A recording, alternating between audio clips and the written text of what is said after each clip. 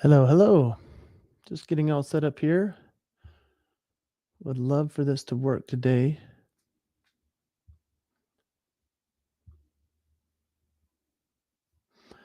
And I'm streaming out to a lot of people. And thank you for joining me if you can. I'm streaming this to, let's see, Facebook, LinkedIn, YouTube, X, and Instagram. Whoa. So I don't know if I'm going to be able to see who's watching or what's going on, but I hope it'll pop up. My name's Jason Hewlett. Not sure if we've met. Maybe we're friends. Maybe we're connected somehow. I'd love to know if we are connected and how. I'm a corporate and keynote speaker, and doing less and less of the corporate these days, getting more and more busy with other types of events, and it's been interesting to have those happen in my world. But just wanted to hop on here for the first time in a long time. I have not done a live stream in, I think, years. And I think I got a little sick of it because during 2020 and 21, I was doing a lot of this. So I just thought it'd be a good time to jump back on and say hi. And so here we are. Now, my thought is maybe this will record and I can play it somewhere else later. But I wanted to give a few thoughts today about a couple of things that have transpired in the last couple of weeks for me, and just wanted to see what friends are out there and needing some kind of either inspiration or some laughs or some thoughts with me. And this this has been an interesting couple of weeks. I watched a really fascinating event yesterday, which was probably the best put together event I've ever seen online, and it was the Charlie Kirk Memorial, and it was powerful. It was unbelievable, really. I sat there from 8 a.m. thinking it would start early because I just heard that it was doors open at 8, so I didn't know exactly what time everything was starting. And then it was like a Christian revival. It was like a call to Jesus and repentance, and I thought it was wonderful. It was a great way to spend my Sabbath day, and hope that if you watched it, it was powerful for you as well. And I know that the more that I've shared about this on social media, the more that I'm having an interesting experience. In fact, over the last couple of weeks, I have found that I'm gaining followers on a couple of platforms, including LinkedIn and YouTube and X. And I've lost followers on Instagram, and I can't even tell about Facebook. So I find that to be interesting.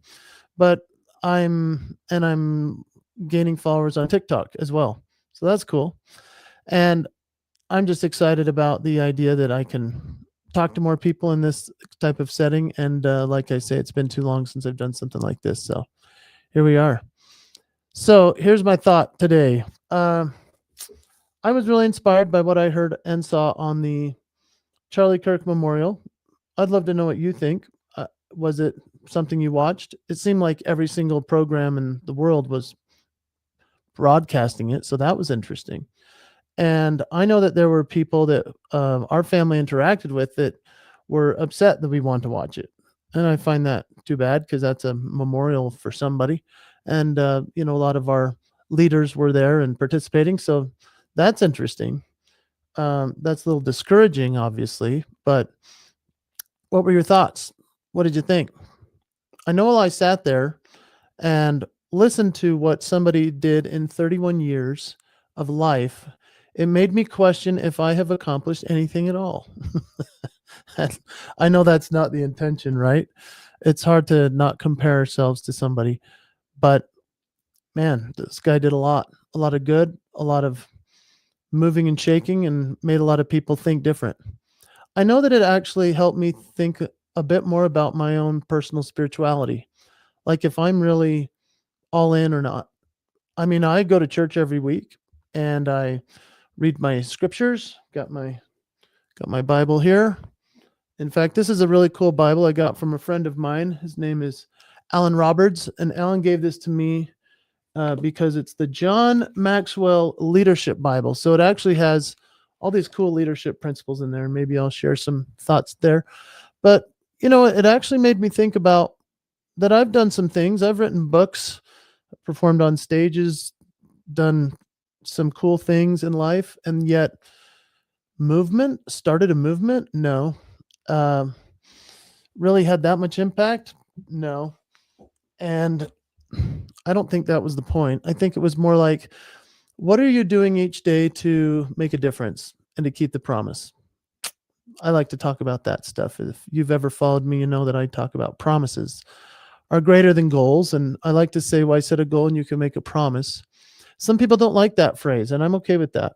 And it might be semantics to some, but I like to say that, if you set a goal and you miss it, you just set another one. Whereas if you make a promise and break it, that's a one and done.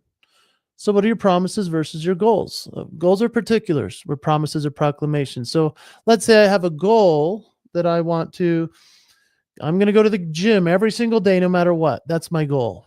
Now, what happens if I travel or if the day is too busy and there's literally no way I can go to the gym?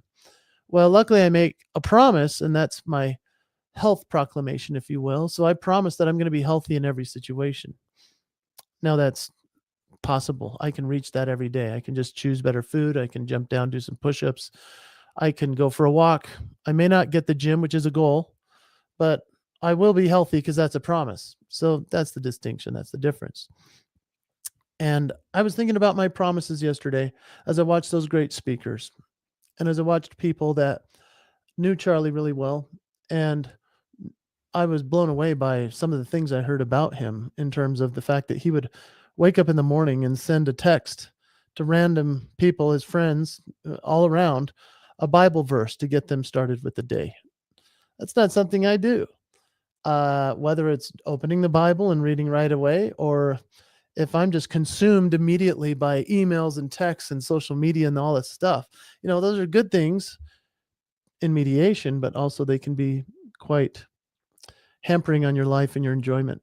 So I was thinking about, what are my promises to myself and to God and to my family? What are my promises to you as an audience, to somebody watching this? Are you watching this going, I hope he'll be funny. I hope he does that thing with his face because that's what he's known for. And yeah, that's what I do, right? I go around, make people smile, and I love doing that when I get the opportunity. But also, like, what is the promise that the audience expects, And like I said, I just logged on the other day when I posted something about free speech. And it's interesting to see what's happened. I've watched my following on Instagram fall dramatically, and I find that very insightful. And I think that's okay. I think it's okay to lose people that follow you, or it's a bummer if they're actual friends, right? But that's just what it's going to be. And I think that also maybe I haven't said enough controversial things or things that make people think enough to actually say, oh, I really want to follow him, or I don't. And so my promise is that I made yesterday while I was watching this memorial, and this last week while I watched my following rise in some places and fall dramatically in other places. I was like, oh, I guess this is important to people. And I guess that they have a side or an opinion or a place that they land. And for me, the place I land is family. It's faith. It's the founding fathers' principles of this great country. It's that I want to be an entertaining guy, but I also want people to think, like some people are like, why are you talking about those things that I don't want to hear you talk about? Just be funny. It's like, when their basketball player says something and they're like, just dribble. I get that too, right? But I have been in the thick of it, folks. I have been in the thick, and I did not know I was getting into it. Oh, actually, it looks like I have somebody here that joined me, Josh. Hi, Josh. Good to see you. Hey, Jason, he says. Thanks for joining me here. And yeah, Josh, I'm curious, since I can see your comment here, it just popped up. What did you think of yesterday? Did you watch the memorial? Did you like it? Did it change you? Did it help you? Did it make you think? Did it disturb you? Did it make you want to turn it off because there was just too much? Was it inspiring? Here's what I thought. I watched it and wanted to become a better person. I wanted to become what Charlie talked about, which I found very interesting. Courageous in his faith. That's what he wanted to be known for. And holy smokes, did they do him right in that event that they threw together last second. That is a last second throw together event that one of the greatest event companies in the world, Turning Point USA, which they do events and they're amazing at it. But let me tell you, I've never seen quite anything like this outside of maybe the Super Bowl in terms of vastness, camera angles, production. Like, how do you put that together in a week and a half while you're going through absolute tragedy? Yeah. Josh says it like this. I'm going to show this if I can. I'm still learning how to use this. I'm sorry, this is Mary. Mary said, thanks, Mary, for commenting. I popped yours up. I'm going to talk about Josh in a sec. Mary said, it made me think about my daily walk with Christ, and I've been slacking. That's exactly how I felt, Mary. It was inspired by the many speakers. Dr. Ben Carson is brilliant. Yeah, I was thrilled to see that Ben Carson actually even quoted Cleon Skousen, which is a member of my church, and he is a historian and a wonderful Canadian who had such great works that I have heard very few people reference him, and he is a genius and brilliant and a Christ-like person. So it was wonderful. Thanks, Mary. That's very nice. I agree. I was thinking about my own daily walk with Christ, and that's why I'm doing this live stream. To be candid, this is part of the promise for me. How can I promise to be more like the Savior that I profess that I follow and that I believe in, that I talk about everywhere I go? I mean, I literally, in every corporate event or any event you've ever seen, I talk about God. I reference my gifts. I talk about it in a funny way. I say things like, hey, thank you for my gifts, and I do my stupid faces that some of you might know me for.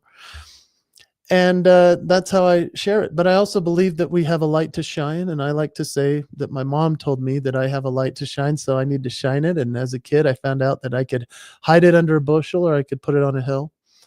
And so, Mary, thanks for those thoughts. That was good. Josh, this is one I meant to show earlier. Josh said, it was amazing to me to see so many Christians talking and preaching of Christ. I agree. That's what blew me away the most about that entire event, was how it was not it was no holds barred. They did not hold back. It's about dang time. I'm so grateful that I got to watch something like that on public television, on the internet, across the world. It was everywhere, and people were preaching about Christ. I want to tell you my testimony about Christ. I love him. He's my Savior. I'm so thankful for him, and I hope that anybody who's watching will embrace him into your life, because he is the way, the path, the only truth, and I'm so thankful for that. I hope that I hear more of that from people. I think we are. It's pretty cool. And to anybody who doesn't like that or doesn't believe it, I'm okay with that. I hope that you stand firm in what you believe and that you'll share it too. And I also hope that you won't try to be upset that I shared that. I hope that we can just get to a point where we're all sharing what we have, what we've got. I mean, I've been talking about this now for 25 years. Share your gifts. Share your talents. Don't be ashamed. Be courageous in what you've got. And keep the promise to yourself, to God, to your family. I hope that you'll know that I'm going to be doing more of that and this. Josh also said, I have family members attend, and they said it was so powerful to be there. Yeah, Josh, I almost went. I was thinking about it, and I decided not to go due to the fact that we have such a busy couple of weeks all around us. My son is headed out on his mission to Argentina to go preach Christ. He leaves tomorrow. This is a big time for our family. It's a sensitive time. I am emotional. I'll be honest. I'm extremely emotional. I don't know if I remember the emotion being so strong in me. And I also feel that you could couple that with the spirit and intellectually, emotionally, with the way that people have responded to all of this. It's moved me and it's disturbed me. And spiritually, I feel more responsibility and more of a connection of what I need to do moving forward. I hope that's what you felt as well if you watched that. Bart Merrill, my man. Bart says, I loved it. Very inspirational. I need to do better. Yeah, buddy, I'm with you, right? Like, I need to do better, I think, is maybe the overarching theme I got from it. And I don't think that that's a negative thing. I think that it's important to be able to say to ourselves, how can I be the best version of myself? Christ will make up for what I lack. Absolutely. And equally, how can I do life better? I've had some people, and thanks, Bart, for sharing and weighing in, and everybody that has, Josh and Mary. That's awesome. I appreciate you guys. I don't know if I can't really see what's going on over at Instagram, but maybe this is on. I hope it's working. Or YouTube or X or LinkedIn. Hey, I love those places, and the reason I love them is because they're good. There's good that I can find there, and so often I see things that I don't like there, and I just scroll past them. I don't put up a fight. I don't message the person and say, "Hey, you're thinking wrong. You're an idiot. I need you to think different, just like me." No, I just scroll past. And maybe I should put up more of a fight, but I'm going to put up a fight in this sense. I'm going to share more about my family, which I've always done in my presentations. I'm going to share about my love for my wife and my children. I've done that a lot, but I'm going to keep doing it. I'm going to share more about my faith, which I have done, but I'm going to do more of it. These are all promises I'm making to you and to myself, really, just by saying them out loud. But also, I mean, I sat there watching it and thinking, am I studying the right things? Am I consuming the right media? Am I reading history enough? Do I know all that I can about the founding fathers and the Constitution? I mean, to see the knowledge that this guy accumulated and was able to obviously retrieve in a moment of debate, which is just incredible. He was a savant. He was a one of one. There's a category of one. That's what he is. No one will replace him. We know that, but he has started a movement, and this company and this mission will go forth. And that says a lot about a leader. If a leader does well while they're around, that's a big deal. But if a leader does better after they're gone, oh my gosh, right? They started something significant. Me as a live events guy, I know that I move people in a way that they laugh, or the music, sing us a song, you're the piano man. Like, those are awesome memories that they'll have, but that's not starting a movement. So, that's not necessarily my intention either here, but my thought was, wow, how did he create that? The main quote yesterday that really, really got me was that a couple of people said that it was by Soren Kierkegaard. The tyrant dies and his rule is over. The martyr dies and his rule begins. Wow. I have heard that before, but I've never seen what that looks like in real time. And I think we saw, or we're seeing, kind of some of what that looks like. Some people don't like the word martyr for this case. It's absolutely the right word. He was a good man. He was a great man, better man than I'll ever be. I'm going to try to be better, but it's because he gave his life to Christ, and he was a missionary at all times that he was so great. And he worked to prove that he was a disciple of Christ. I hope that when people see me, they'll think of that in that way as well. Like, he's a disciple of Christ. I don't know if I'm there yet, right? So I'm working on it, and hopefully I'll get there. But it did make me want to be better. It did make me want to work harder, be smarter, make bigger decisions, be wise, celebrate my family and my wife especially. Whoa. Did you see how his wife talked about how he celebrated her? Did you see how she talked about him? Oh my gosh. Yes, please. That's what I want. And I have a version of that, in the sense of, my wife is extremely kind and generous to me. I'm quite a fan of her. In my passing someday, whenever that's going to be, would somebody say what was said about me in that way? I don't know. I can't fathom, right? But can I make a promise today to be different and better? Yes, that's what I'm doing. And can you make a promise to just be a little bit better tomorrow? Maybe that just means being a little bit kinder. And like I say, as you scroll through social media and we see all the fights that are being picked, and the viewers and followers that are dropping in my world, in some cases, in other places where it's rising really quickly, I find myself thinking, okay, I think Jordan Peterson said it best. In order to think, you have to risk being offensive. Dang it. Yeah, I've spent my whole career being vanilla, being the guy everybody could have at every event. Recently, I did an event where it was a couple days after Charlie had been assassinated, just a few miles down the road from where the event was. These were people gathering from all over the country to come to Utah. I could hear in the hallways as they walked around, they were like, "Is this a safe place? I've never been to Utah. I don't know if it's a safe place." I'm thinking, what on earth? Utah is a safe place. What are we talking about here? Okay, I better say something.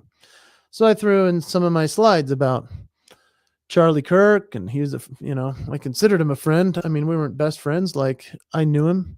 He was nice to me. He was encouraging. He talked about other things. We had some plans. We were going to do some stuff. I wanted to just mention that Utah is a safe place where we live. And the event planners saw my slides, and whoa, buddy, I got in some big trouble backstage for 2 hours before the event. I'd gotten there early to set up and do a sound check. And the next thing I knew, I'm being accosted by executives. I get that it's their event. They can censor me all they want. That was fine. I mean, it was awful. It was embarrassing and humiliating. And I worked really hard on creating something real specific for their people. In fact, I was going to talk about the tour that I did last year that became kind of more of a political thing that I realized I was getting myself into. But I'll tell you, they didn't want to see that or hear about that, even though that's why the leaders brought me in. The leaders backstage said no. So, yeah, I mean, hey, being censored is interesting, but can we be more loving? Can we be kinder? If we see somebody post something on social, or if we see or hear somebody say something, yeah, I get it. It's like, hey, see something, say something. Okay. If it's absolutely wrong, okay, well, reach out to me. Slandering and throwing someone under the bus, telling them they're an idiot, calling them a name, those are weird levels of debauchery we've reached. Can we rise up? Can we be Christ-like? That's why I called this Hello Friends for today. It was just to be like, hi friends, are you still there? Do you know that it's not such a bad world we live in? And if you want to make it bad, then, just maybe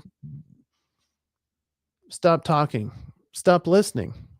I do make a living as a speaker, but I make a life as a listener. I say that all the time. And making a living as a speaker is a beautiful thing. It's amazing.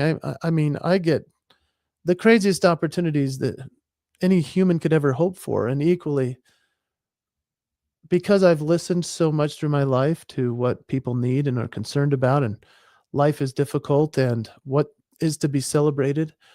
Well, then the other question is that how can I go out and listen enough to be able to say something that's worth listening to? And I see some more people being kind here. What is this? Mecca Films. Oh, what's up? Good to see you. God bless America. Yes, sir. What did you say? It's your kind to run for politics. Oh, dude. You have the talent. That's very nice. I can say this about that. I do not know enough about any of it to be able to know how to do politics. My brother-in-law is in politics, and he has a very difficult situation on his hands because he stands up for a lot of tough stuff. I can tell you that most people I know that are in politics are not the greatest people. They're in it for the wrong reason. It's a bummer. The greatest people I know don't run for politics because they're worried about their safety and their family and, having a nice life. But there are some like my brother-in-law. He's the good guy. I hope he runs for governor of our state someday. I hope he's a state senator. He could be the president of the country. I also believe that, but Mecca Films, I'm not going to disparage what you said. I appreciate that you think that I could do politics. That's crazy. I appreciate that that's even a thought that you would think and that you would voice that. That's kind. I'm sure there'll be plenty of people that say, do not do it. And others that would be like, yes, you should, so I can destroy you. I guess I'll have to look into what being in politics would look like. And that would be fascinating. You know who would be good at it? It's my wife. My wife would be the greatest president that we've ever seen. She's just that wise, smart, cares about everybody, articulate. She's just that kind of person. And as we watched the memorial yesterday, my wife was actually helping her mom clean out her basement while they were watching at the same time. I was watching it alone on the couch in my robe. Yeah, there you go. Sorry for that visual. It's just me in my robe taking notes. But as the beautiful, stately, powerful wife and widow of Charlie Kirk came to the stage, Erica Kirk, who is now the CEO of Turning Point USA, which is just such a wonderful thing that's happening. It was amazing to watch somebody who I also said, oh, yeah, she could run for office and she would be great. And I believe that 100%. We also saw another powerful woman on the stage earlier, Tulsi Gabbard. She is a powerhouse. These are people I would vote for. These are people I support. Let me tell you about Erica, though. Did you see what she did? She stood up in front of us, told us of her love for her husband, and then she said something I have always prayed and wondered what it would be like if you did have somebody that was murdered in your life. Would you be able to do it? I've seen like court proceedings with families where they get to talk to the murderer who they catch and they're putting into prison. And the people are throwing, like, I hate you. I hope you die. I hope you suffer, all this stuff, which I get it. I justify that all day, right? But then I'll see once in a while a person who will stand up there and say, Christ told me to forgive my enemies and I forgive you. And I'm just like, okay, that's amazing. We saw that yesterday. This just came through on YouTube. I don't know how you say your name. Usalefa. I'm sorry if I said it wrong. When she forgave, I lost it. Crying emoji. Absolutely. That's where I wanted to go today with you. And thank you for sharing that, Usalefa. And I apologize if I'm not saying that right, or if that's something I'm not quite sure what it is, but if that's your name, God bless you. And if it's your business name or something, thank you for being here. Hello and God bless you to you. Charlie Kirk's widow, on the 11th day after his murder and assassination, stood in front of all of us, in front of the whole world. It's estimated 100 million people were watching. There were 65,000 people in front of her. Let me tell you, that's a monster stage. And she stood up and she quoted the Savior, Jesus Christ, who on the cross said, Father, forgive them, for they know not what they do. And then she said, that young man, I forgive him. And I was like, oh my gosh, that is absolutely one of the most powerful things maybe that I've ever seen in real time. After having seen just less than 2 weeks prior, the worst thing I've ever seen in my life, in the murder of this young man, Charlie Kirk. Now she's referring to the person, the younger man, who murdered him, that she forgave him. I can't tell you how much I could feel the pain for her to say that, the redemption and the grace. Whoa, my goodness. It moved me in many ways. And so to those that are not fans of what I do, to those that are not supporting what I do anymore, I love you. I forgive you for not liking where I'm headed or what I've done. And I'm grateful for the opportunity I've known to be in your world. And if I lose followers because of it, then goodbye. And I wish you the best. And as I send out newsletters and as I do shows around the world, and as my opportunities become less and less in the corporate sense, which I understand that's probably going to be a thing, especially as I put myself out there more and more, I'm okay with that. I would like the gig because I like to be in front of people. I like to inspire and entertain and make people laugh, and I like to make money. That's nice. Making a living is a cool thing. It's a unique thing. I haven't really been that grateful for it in the last 25 years. I mean, it came and it's happened and I'm thankful, but I haven't been as grateful for a corporate gig or a performance opportunity as I have been this year.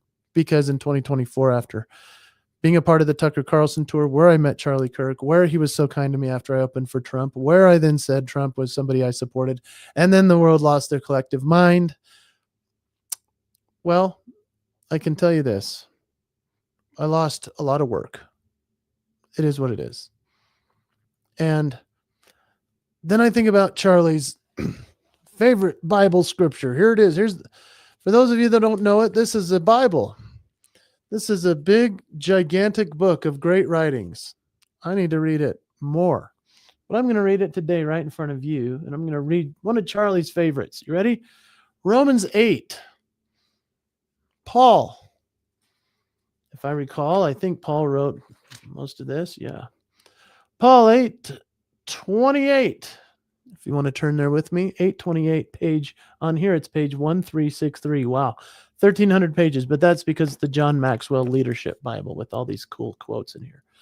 It says, and we know that all things work together for good to those who love God, to those who are the called according to his purpose. Oh my goodness. One more time, and we know that all things work together for good to those who love God. And so I've lost all this work. And I'm continuing to wonder, what am I supposed to do next? And I think I know. We know that all things work together for good to those who love God. I love God. So this is all coming together to work for my good. To those who are the called according to his purpose. What is his purpose? I believe that his purpose is for us to have immortality and eternal life and to return to him. I believe that's it. I think that's God's greatest mission and the reason that we're here. We all came to this earth to be able to return back to him. We just have to do some things as best as we can. Where we lack, Jesus Christ makes up for it. That's the whole message. I just wanted to say hello today, friends, and hope that you will, like me, make a new goal and try to read the scriptures more each day. And maybe make a new goal to not pick up your phone the first second of the day, but maybe make a promise to just be a little more spiritual. Maybe that's the promise, because the goals will add up to be the particulars that help us live the proclamation that is our promise. My promise is that I promise to proclaim his name, to not be ashamed, to not stand down, to stand for truth and to search for it. And I set a goal every day that I'm going to do more of these, but my promise is that I will not stand down. I wear the armor of God. I invite you to join me. Doesn't mean to join my church. I mean, hey, if you want to come, that's great, but embrace Christ. Embrace the great teachings. Embrace what's truth. And when you see that somebody's spouting something crazy, if you want to engage, go ahead, but are you spreading joy? Are you spreading truth? Or are you just making it worse? I hope that you'll join me in making the world a better place. And I promise you that as you work towards that, this is the promise that will happen. We know that all things work together for good to those who love God, to those who are called according to his purpose. I believe you're called to his purpose. It's up to you, though, if you want to accept it. I've had a lot of different callings in my life. I've been called to lead men, to be a missionary. I was a missionary in Brazil. My son's on the plane to Argentina. Wow, it's crazy. I'm so proud of him. I've been called husband, father. These are the greatest callings, no doubt. And I've been called to be on big stages, to have great opportunities, to do things that most people never have even the hope to get to do. I hope those continue. And I also can say that I believe you've been called to. Do you embrace that call?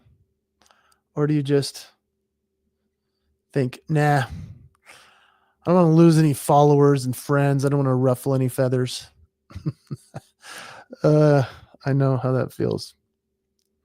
I've also been called to do something that I never thought I'd see it happen in my life either. I have worked really hard to lose a lot of weight.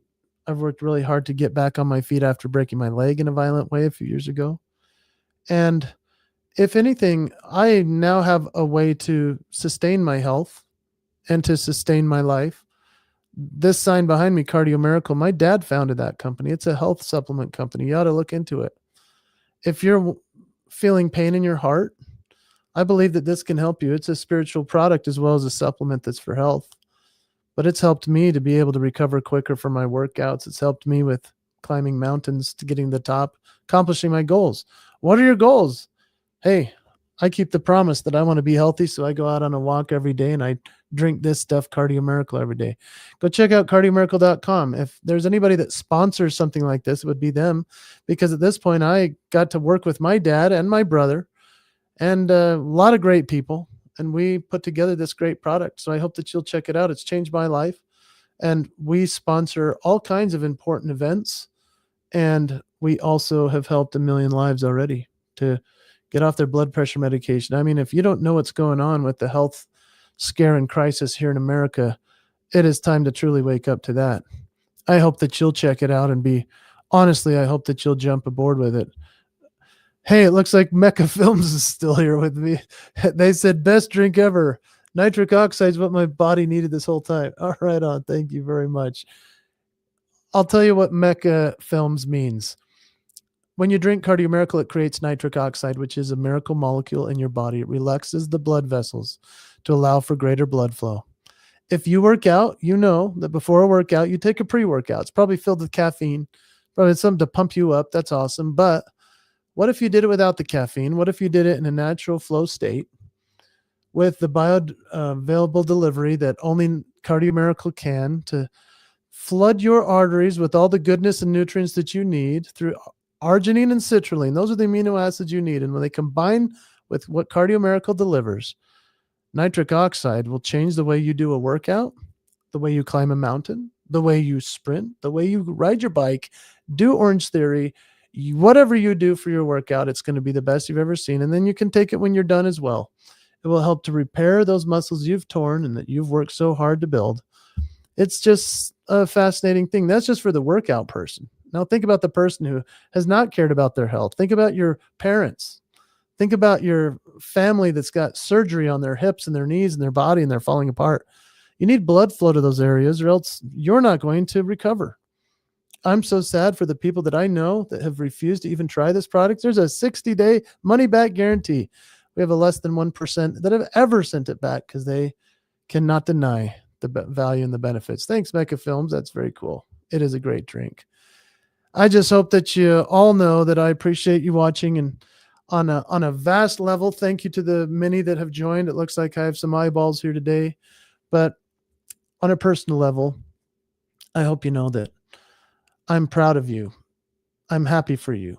I hope that you'll make and create new promises.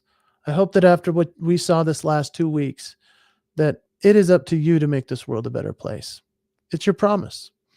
So why not go out there and make the world a better place? And remember, you have talents I don't have. I have talents you don't want. So share your gift as only you can. You're the only one that can do what you do. I'm the only one that can do this. Well, maybe somebody can, but they don't ever share it. I'm like, why don't you share your gift, man? People hide it way too much. God will make it so that what you're working towards will happen, and it will be for the good. God bless you. Thanks for joining me here. I'm going to end this stream and say goodbye for now.